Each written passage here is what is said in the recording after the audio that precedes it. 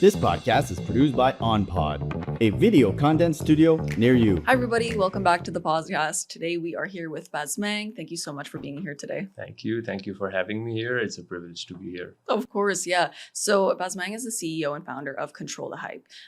They do marketing, they do branding, and they do web design as well. Yeah.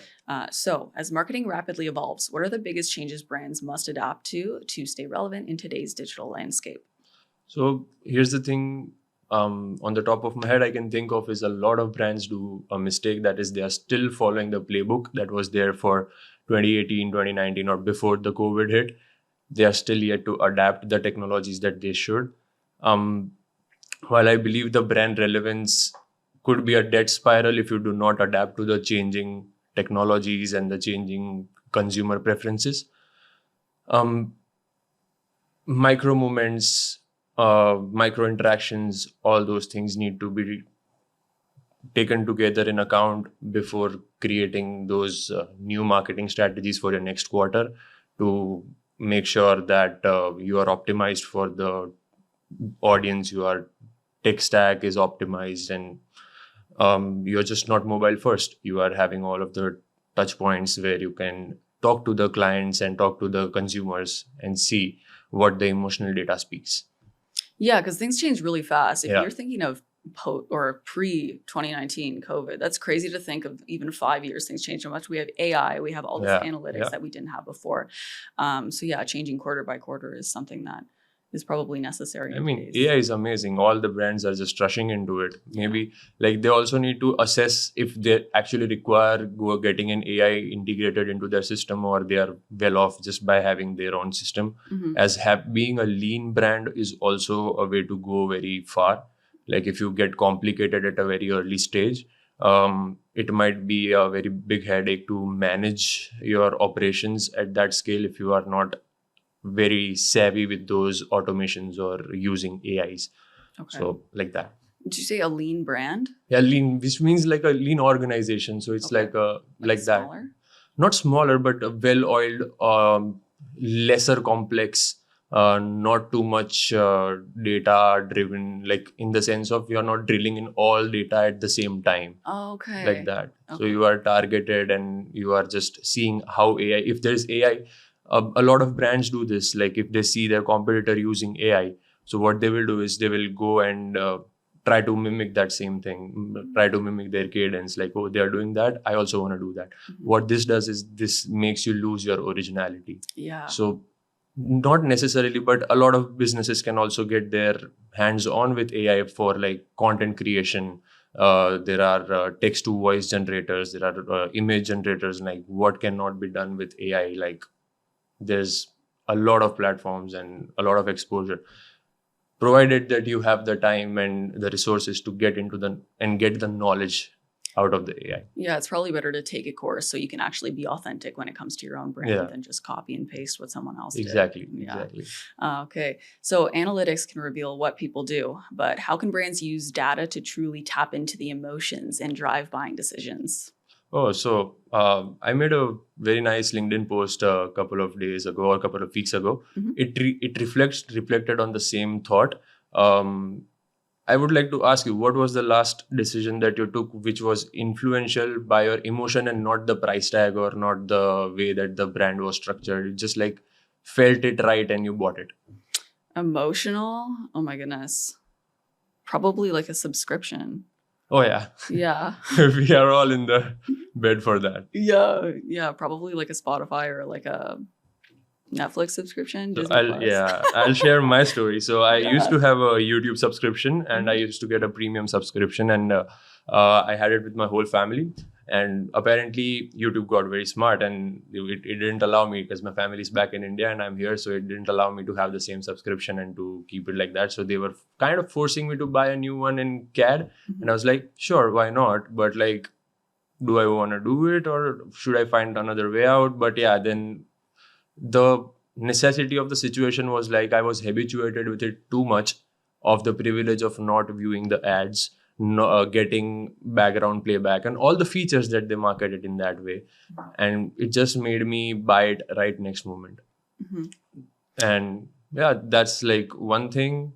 one more impulse buy that I could share is like I went and got to a Kannada. I went there and I went to a perfume store. I went there. The shopkeeper lady over there who was trying to sell me the perfumes. I showed her a video, and the most important thing, she connected with me rather than showing off what kind of fragrances and smells that she had. Okay. So every question that I had, she had like a very good justification that this would look nice on you, this would not look nice on you. So it got me connected to her, and knowing that she knows much better than what I know. Let's just get whatever she says. So that's how I got influenced and got the product. Okay, so you're saying that marketing also works the other way. So if you're talking to a sales associate or something like that, you can get them more acquainted to you and what you want by just like, that's wild. I didn't think about it. Usually, salespeople just hustle you for stuff, but this is a way to make sure that two different things. Yeah, the sales is like selling, and marketing is kind of convincing. You gotta convince the other person to get interested into you and your offers and your products. So it's more on convincing. Okay. You deliver value, you say project value, and you say that, so you will get this, you will get that if you do that. And after that, the conversion comes in. So it's all interrelated. It's not like one thing cannot go without the other. They have to work together always. Yeah, that's a good advice for the consumer for sure. Yeah. In your experience, which engagement metrics actually matter most beyond vanity numbers and outdated KPIs? I guess circling back to your first question. Yeah. So engagement matters, which like most is like the CTAs that you have on your social media. The not just like the CTAs on your website, which forms lead to where, but the CTA, how you engage, just not like intent to purchase micro signals also needs to be assessed. Consumer effort score also needs to assessed on how and where the consumer has to put more efforts in reaching you. How, if there are what is the friction? If there is a lot of friction in them getting towards you, then the consumer or the customer might drop in the middle of the process. So you might need to make it airtight, that what effort they are making to come to you, and how much you can, give a home to them to make them feel that we appreciate your efforts, that you be here. And for example, if they come and sign up to my newsletter from my bio, like the link in bio.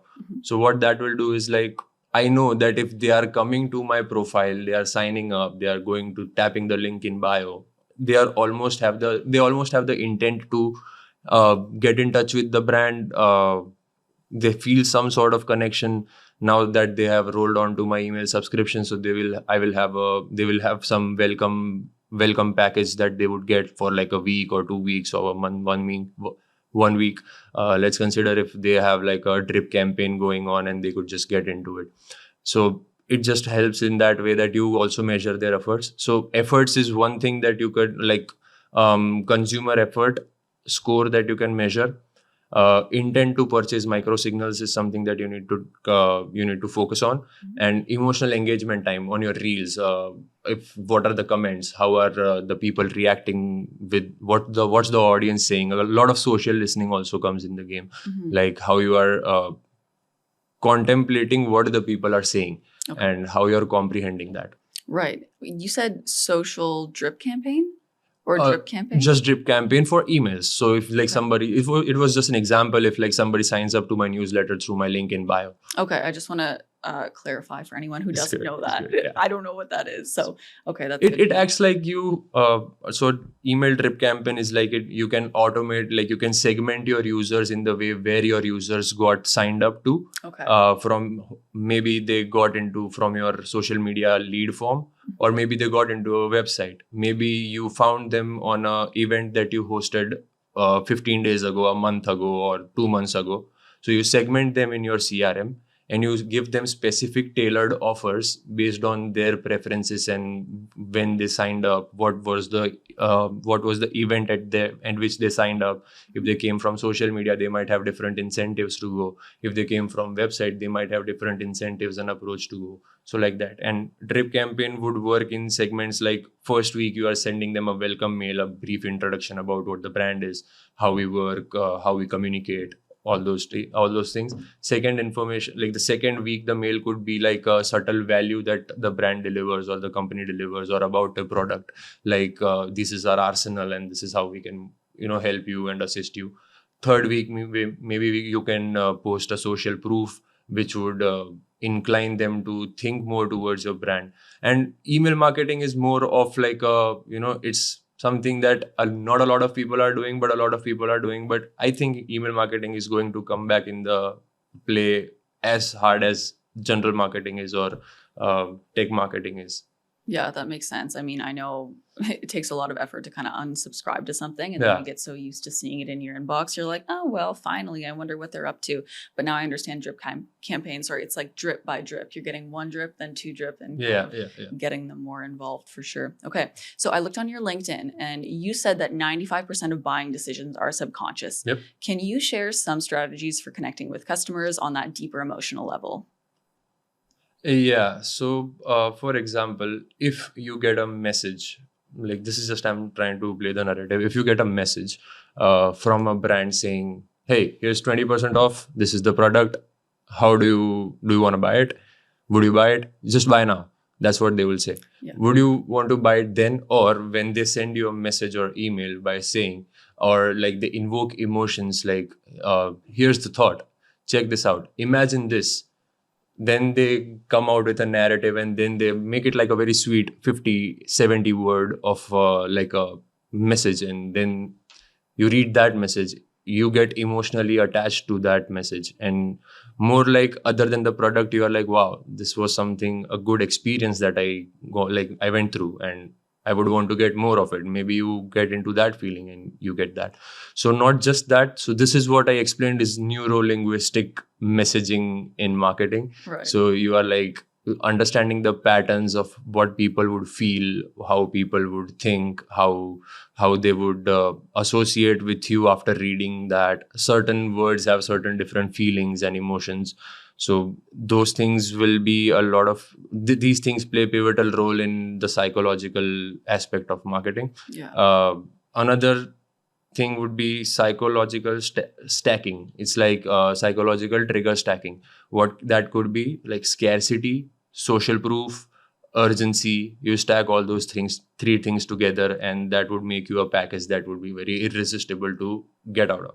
Okay, so what psychological triggers do you see working the most right now? Like given our climate and maybe in Canada, in the US, as things are happening with the economy and presidency, like I could see that maybe scarcity would connect to people because they're feeling a little bit more of that economic pullback. Or what do you think?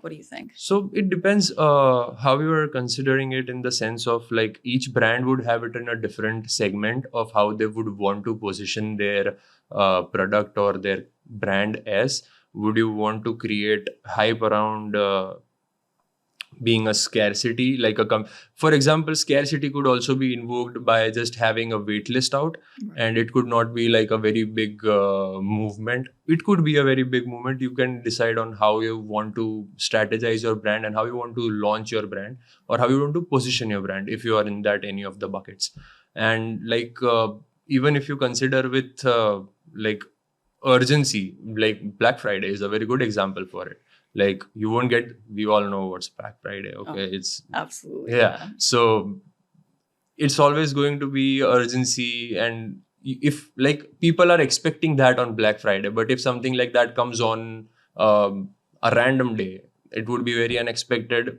You might see a lot of traffic on that spot, but along with that, you might also need to put in more efforts to market if it's not on Black Friday, because Black Friday, the day itself holds a lot of value, and people have the subconscious belief that, oh, it's already going to be on a discount, let's go and buy it. So that's like, if brands are not utilizing, I think people should start thinking about it if they are willing to go and get a good business revenue on Black Friday. Yeah, for sure. It's funny you even mentioned that, because over the last 3 or 4 years, Black Friday has been like Black Friday week. And now that people know that, they're not rushing in the same as they used to. Like we don't have those lineups at Walmart and crashing each other over the head with TVs just to get something that they want. So maybe we should bring that back too. Like 100%. Just 100%. Keep it for the week because I don't want to get up at 5 a.m. Exactly. Like I could see the first year I was here, I could see people lining up outside. Like I live close to Bayshore Mall. People were lining up like anything. Even at like before the mall opened up, they were outside the mall at like 6 a.m. I was like, yo. Yeah, people are fighting in the parking lots. Like it's crazy. Yeah. Yeah. Not anymore though. No, not anymore. Yeah. Yeah. Can you give us a real world example where emotional storytelling made a measurable difference for a brand? Okay. So I had a client, a tours and travels client, and they were hosting a trip to Peru. And we had classified those marketing pyramids or like marketing strategies and diversified it into groups of user patterns. Like when you do advertisement, you can make ad groups and you can target a certain type of ad groups and you can narrate a certain type of story. So for example, people who are going to Peru could be interested into different segments of Peru. Like maybe people are adventurous and they want to go there. Maybe people are into history, culture, they want to go there. Maybe they are just going there for basic traveling and you want to just blow off some steam. So if they're going there for that, so you tailor all your communication to that narrative. And if I can connect with them emotionally. So we started out with a single ad group campaign. And after that, we had to branch out into different campaigns, different ad groups to cater to the audience and their needs. And we saw a very, like I gave you 4 examples, like if people are adventurous, people are going for culture. So we made different ad groups and then we tried to target them and gave them emotional motivations, gave them, if like they are into adventure, we would put motivational content outside adventurous people who are trekking.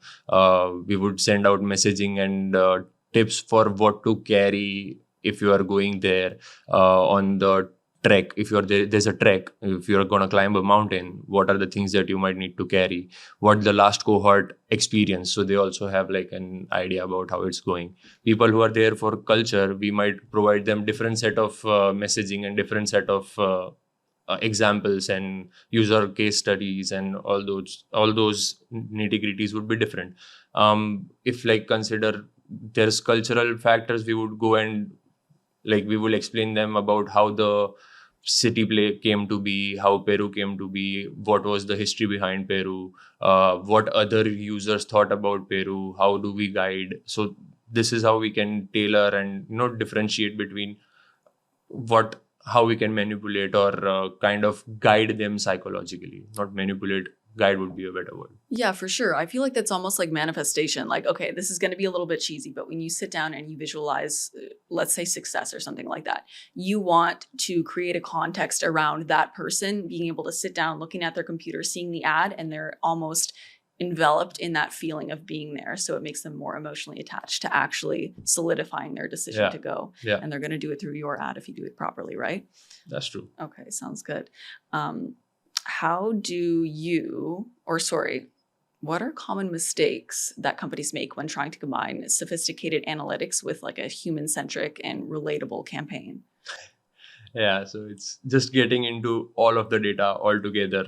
Like I need all KPIs. Yeah. I want to keep track of everything. You're not going anywhere. Yeah. If you need to have like 3 set of KPIs at max. Not a lot. Just go for see what your briefs are, how your audience is like. Engagement like could be one of the KPI. Visual A/B testing could one of the KPI. How is your content performing after visual A/B testing? Story data feedback. If you're posting stories on Instagram, how is that working out? Are you making it engaging? Are you not making it engaging? Are you having AMA sessions for your brand or for your company or for your product? Then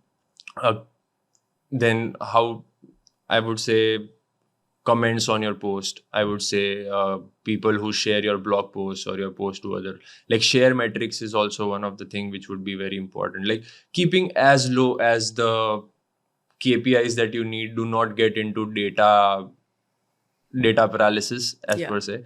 Just don't get into that. Having one data or 3 sets of KPIs and targeting them for the next quarter would result in a much more better outcome for your business rather than, trying to manage all the things together. And, my CAC is going down. I want to see the CAC, customer acquisition cost. Okay.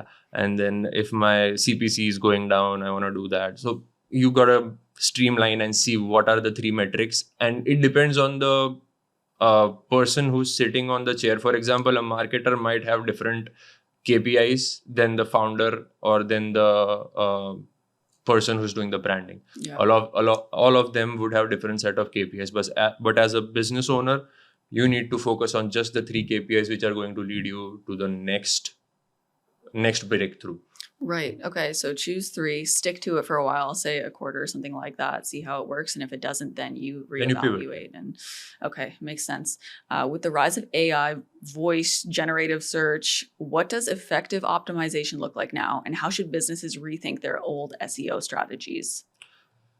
Okay. So with AI coming in the game now, earlier we used to go to Google to search everything. Yeah. Everything. Google is in big trouble these days. But they're also working out.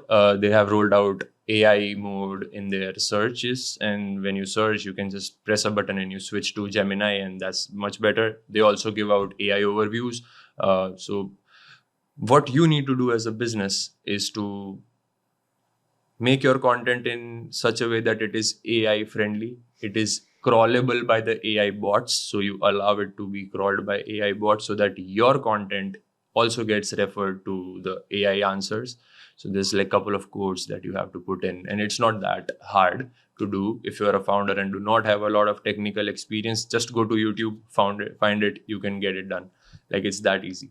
But it is important to get it done because the era is transforming, the era is evolving. The consumers are not where you think they would be.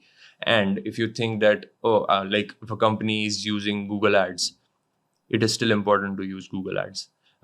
Search ads, it's still important to use search ads. But along with that, like, you might be overshadowed by the AI overview. So you might want to be like, I want my content to be cited in this AI overview, along with having the advertisement going on. Because not having the advertisement going on, there is a high chance that the AI overview might not show. Because here's the thing, there is one 70 or 80% times you search, Google gives you AI overviews. The rest 20%, 30%, they still give out regular blue links where there are sponsored links, then there are blog posts and all of the stuff. So you need to also do traditional SEO to get your content to rank. Mm-hmm. But along with that, you need to also optimize for AEO, GEO, AIO. So AIO, artificial intelligence optimization, GEO, generative engine optimization. So you need to make sure that your content is where your users are searching for. Mm-hmm.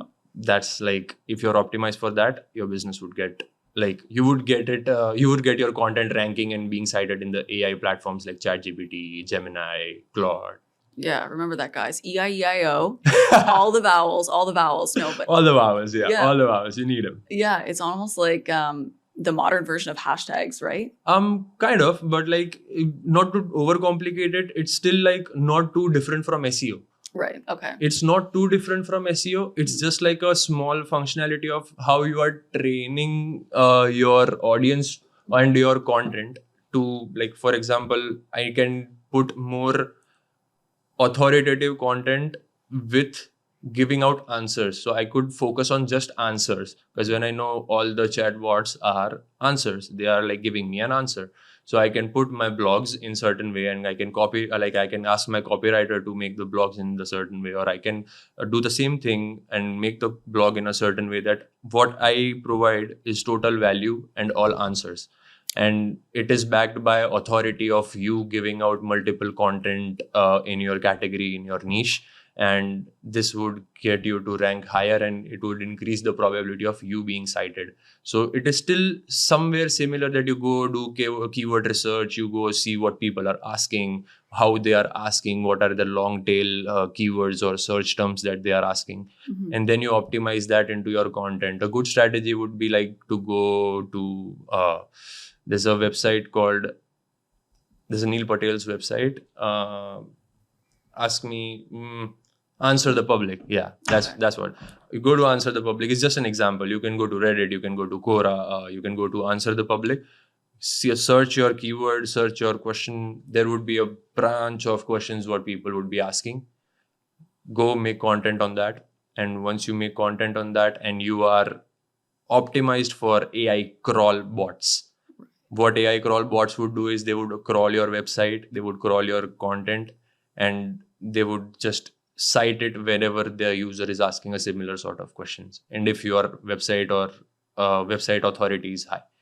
Okay. And you said that people can just look that up on YouTube on how to do that, right? Yeah. Okay. That's awesome. Thank God for YouTube. Yeah, I mean, sure. Yeah. For entrepreneurs and small business owners that are just starting out, what's one thing they should look for in their marketing data to drive growth? So a couple of things that if the marketing team needs to look for, one thing, it's going to be, it could not be one thing, it needs to be the three things together. Okay.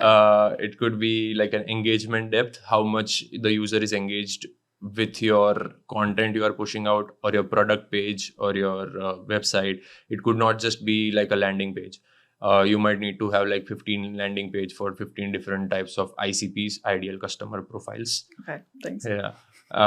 So that would be one thing. Out of those 15, for example, 15 ICPs, you might also need to keep a track of what is the purchase frequency. How frequently is the user hitting the add to cart? How frequency is the user, booking, like getting the book, get the buy now button, or hitting the buy now button and getting the product delivered.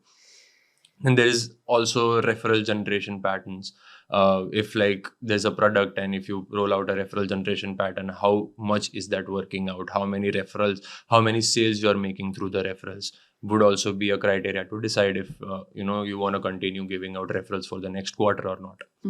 Okay. Yeah. Really hone in on where to get your attention to what makes sense for your business, right? Yeah. Okay. How can marketers avoid drowning in the data that they get and keep their focus on actual customer motivations and needs? I know you kind of answered this a little bit with get your three things and stick to that for a while. Is there anything else when it comes to actual trying to track emotional needs for their specific brand or demographic? Social listening. Okay. Social listening is one thing. You have to be out there listening to your audience's problems, their issues, what challenges they are facing in their businesses or in their daily lives. How can you make it better with your service, product, or brand is what would have the emotional engagement. How you put it forward to them and give them the value from the brand is what will give them the emotional engagement and warmth that they require. But if you're just pushing out content that's like a hero content for you, and it's like generalized content that everybody is going to get, feeling like they would get entertained and they would be the target audience. If everyone is the target audience, then it might not be like that. It might not turn out very well for you. You might get likes, but you might not get business. So if you want to get emotionally engaged, you see what people are commenting. If people are commenting or not commenting. If not commenting, why are they not commenting? How can I make it more engaging? If people start to comment, what are they commenting? If I probably host AMA, go for lives, see what the sentiment of people are, like what your audience sentiment is. You do a sentiment analysis on various checkpoints of your journey. Like if they are in your inbox, you do a sentiment analysis. You see your product reviews, you do a sentiment analysis and see how they are comprehending and, perceiving your product and your brand.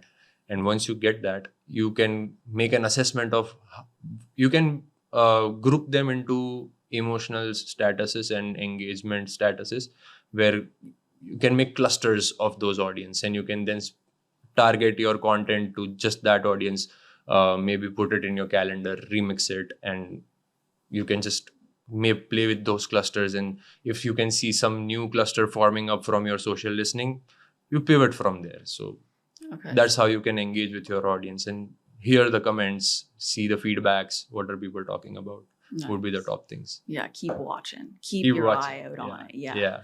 Okay. Are there storytelling principles or design techniques you find universally effective across cultures and markets?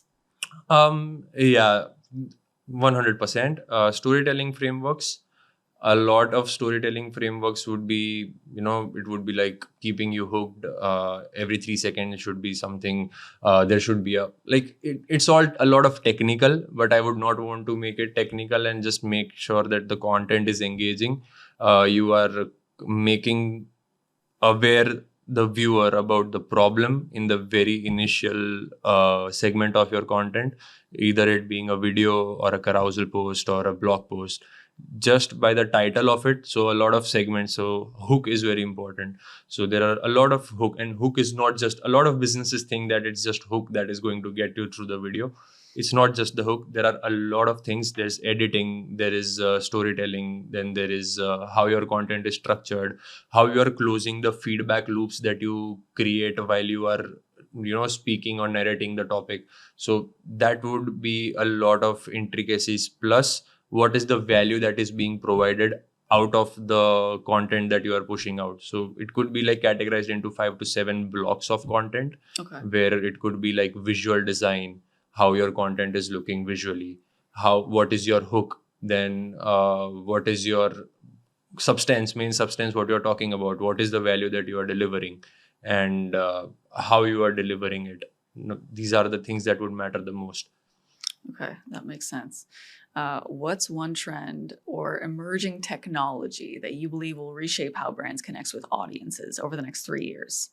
Say again, sorry, I couldn't. Yeah, what is a technology or emerging technology or trend that you believe will help reshape how brands connect with audiences in the next coming years? Okay, so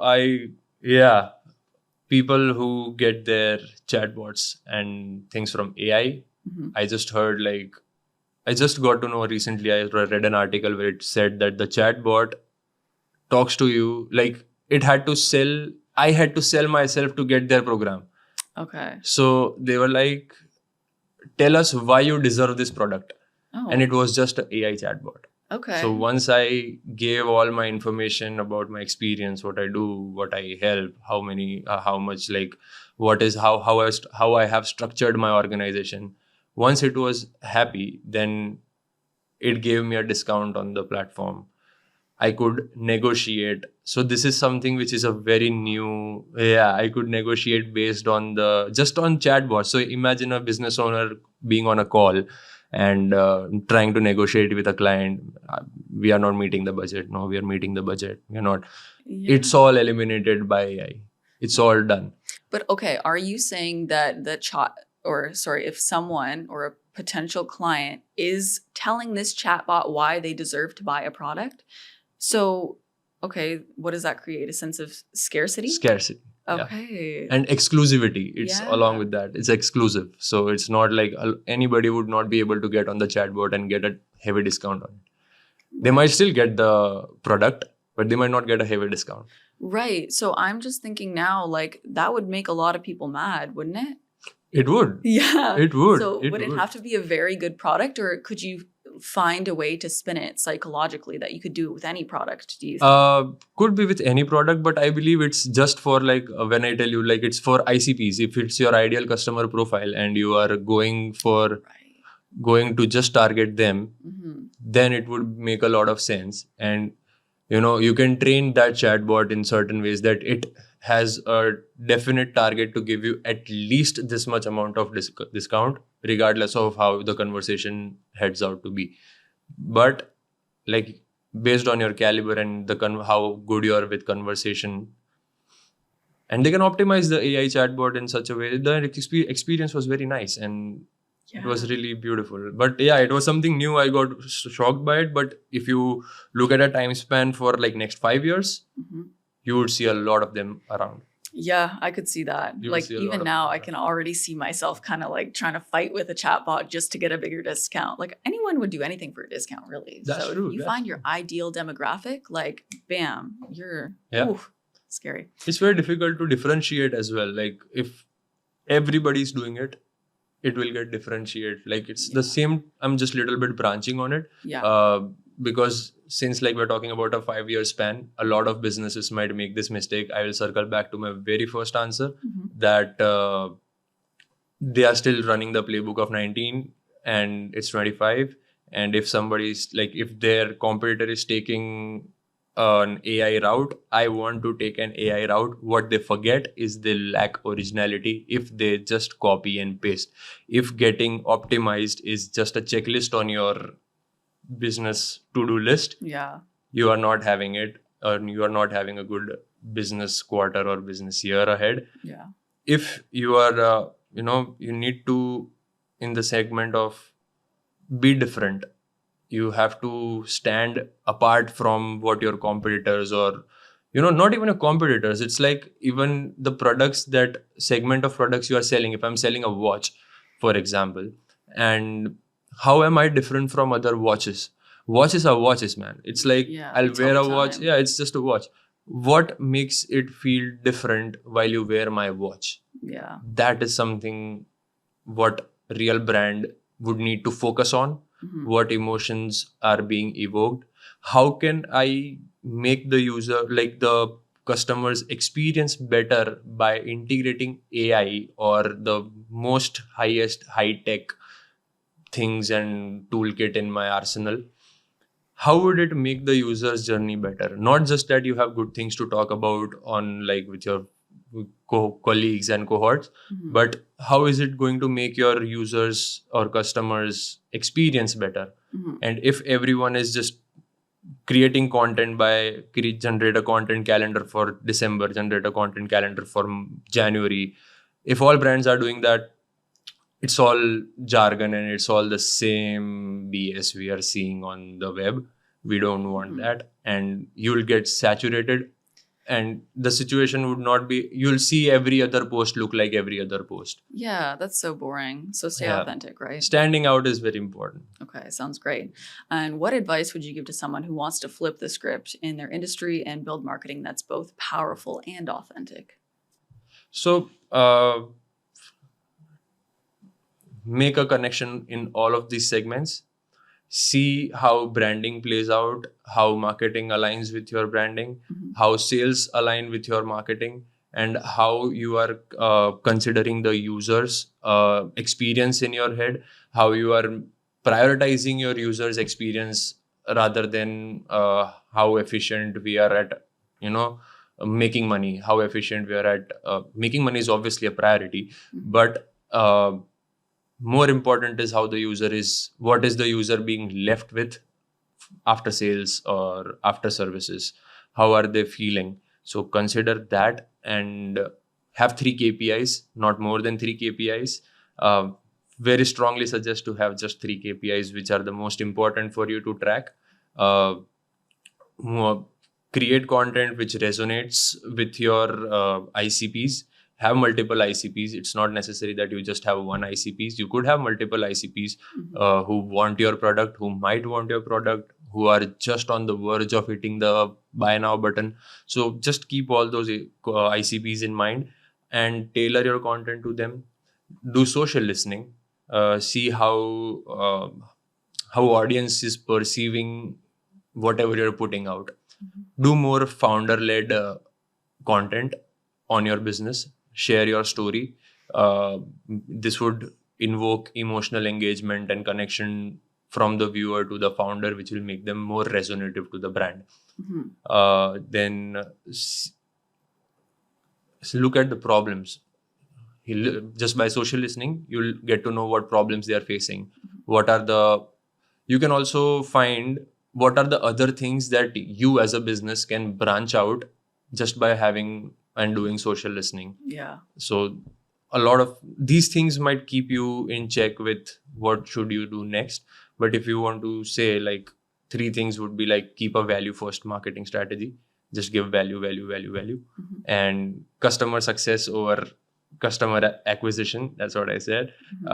Long-term relationship building. Focus on long-term relationship building. If I have to give a 20% discount right now, and if I'm getting to keep the relationship with the client, 100% I would push that narrative forward. I would let them know that this is a 20% discount. You're always going to be a privileged customer for me, and you're always going to be in my best days. And this is how we will make them feel like, I'm here to build a relation with you. I'm not just here to sell you a product. As I told you, it's like two different things. I'm here to make a connection with you. I'm here to see how I can help you with my product, services, or brand, and how you can help me with how I can grow my company. Yeah, for sure. Like, you're getting a committed and loyal customer by not wasting their time. Like, you're doing all this work so that you can help your ideal customer and make sure that you're showing up for them just as much as they're showing up for you. That makes total sense. And one last thing for the podcast, is there any one person that has changed your life perspective or direction? One person? It's a very, one person could be, it has. There is one person that I listen to too much is Kristen. Then there is not just one person, there might be a lot of people. There's a lot of people who helped me how to grow and, learn in the space where I come from. I would not want to name a lot of famous people, but I would definitely want to name my first client that gave me the boost to, get where I am at today. So the guy's name is Jawahar Naidu, and we made a platform together that Smiles Together. The main journey of the platform was to give travel companionship to people who are traveling to a new city, new country for the first time and don't have anyone to go with. So they are solo travelers, but they are very anxious about how am I going to travel to a new city, new place. So I was just out of college, and just not even out of college, just like 1 year out of college. And I was trying to figure out what will I do? How will I navigate my future? And this sort of opportunity came like through a referral. And once I got that opportunity, and then things started stacking up, but it just takes one guy to believe in you.